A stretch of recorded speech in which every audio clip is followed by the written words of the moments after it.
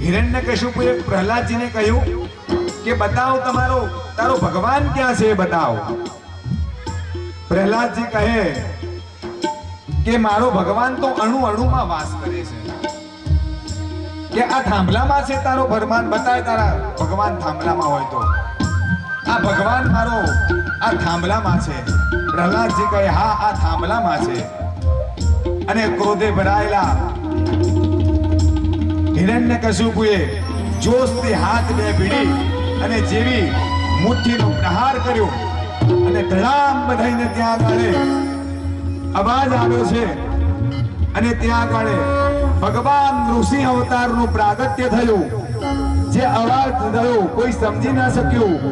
ભયાવહ રૂપ છે સિંહના સ્વરૂપે ગર્જના કરતા ભગવાન અર્ધ શરીર મનુષ્યનું છે અને અર્ધું પશુનું છે। બોલો શ્રી નૃસિંહ ભગવાન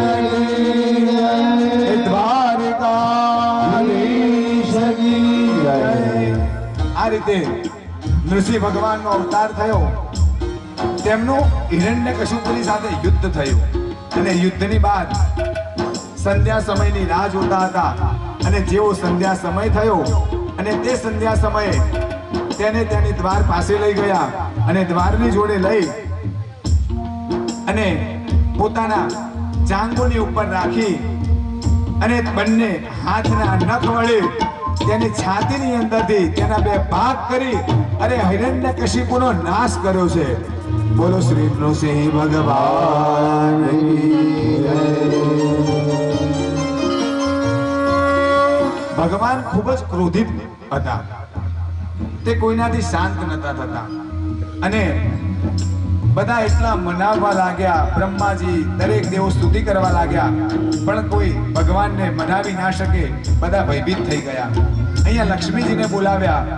લક્ષ્મીજી પણ ભયભીત બન્યા કે હું ના મનાવી શકું અને પછી બધાએ નક્કી કર્યું કે જેના માટે ભગવાન આવ્યા છે એ મનાવશે તો ભગવાન આવશે માનશે। અને પ્રહલાદજી પાસે જઈ તેમની સ્તુતિ કરી તેમને કહ્યું કે આપ ભગવાનને મનાવો અને ત્યારે પ્રહલાદજી તેમની પાસે જઈ અને ભગવાનની સ્તુતિ કરે છે અને ભગવાનને તેમની આજીજી કરી અને નમસ્કાર કરે છે ત્યારે ભગવાન માને છે। ઓ શાંતાકારો ભુજગશયનો પદ્મનાભમ સુરેશો ઓ વિશ્વતારમ ગગને સદૃશમ વિશ્વતારમ ગગને સદૃશમ મેઘવર્ણ સુગંધો લક્ષ્મીકાંતમ જહમલનયનમ યોગવિદ્યાનગમ્યમ વંદે વિષ્ણુ ભવભયહરણમ સર્વલોકૈકનાથમ। બોલ શ્રી ભગવાન કી જય। આ રીતે ભગવાનની સ્તુતિ કરી। ભગવાન તેમની ઉપર પ્રસન્ન બન્યા અને પછી ભગવાને વરદાન માંગવાનું કહ્યું। ભગવાન તેમની જીભ વડે તે પ્રહલાદજીને ચાટવા લાગ્યા છે, તેને પ્રેમ કરવા લાગ્યા અને ત્યારે ભગવાને કહ્યું કે માગો વરદાન માગ પુત્ર। અને ત્યારે તેને કહ્યું કે મારે કંઈ નથી જોઈતું, તમે મારા આ પિતાની ગતિ કરાવો। અને ત્યારે ભગવાને કહ્યું કે જે કુળની અંદર તમારા જેવો પુત્ર પ્રાપ્ત થયો હોય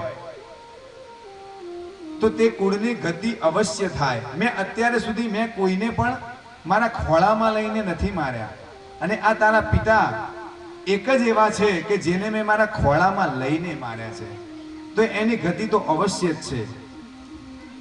તો અહીંયા ભગવાન ત્યાં આગળ તેમને વરદાન આપી અહીંયા પ્રહલાદજીનો રાજ્યાભિષેક કર્યો છે અને ત્યારબાદ અહીંયા આ પ્રમાણે ભગવાન ત્યાંથી અદૃશ્ય થઈ ગયા અને પ્રહલાદજી ત્યાં રાજ્ય ભોગવવા લાગ્યા અને આ પ્રમાણે આજની કથાને આપણે અહીંયા વિરામ કરીશું। અહીંયા યજમાન પરિવાર આરતી માટે પધારે। આવતીકાલે ફરીથી સમયસર મળીશું। બોલો શ્રી દ્વાર